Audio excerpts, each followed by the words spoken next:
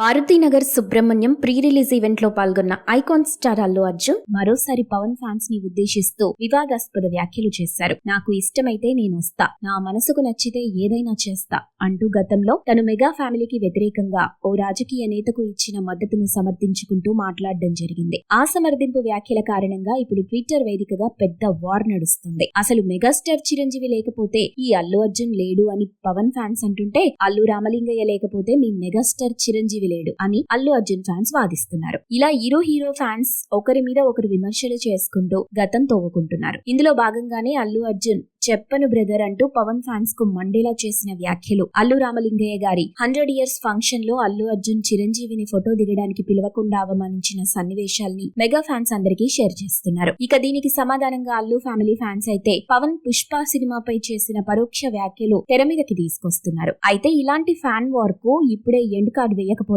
నందమూరి కుటుంబానికి పురంధేశ్వరి మరియు junior NTR, YS కుటుంబానికి వైఎస్ షర్మిల వంటి కుటుంబీకులు ఎలా వ్యతిరేకులుగా మారారో భవిష్యత్తులో అల్లు అర్జున్ కూడా అలా వ్యతిరేకిగా మారే ఛాన్స్ ఉందని సినీ విశ్లేషకులు హెచ్చరిస్తున్నారు. మీరు ఇలాంటి ఇంట్రెస్టింగ్ న్యూస్ అప్డేట్స్ మరిన్ని తెలుసుకోవడానికి ఇప్పుడే మా ఛానల్ ని లైక్ చేయండి, ఫాలో చేయండి, సబ్స్క్రైబ్ చేయండి.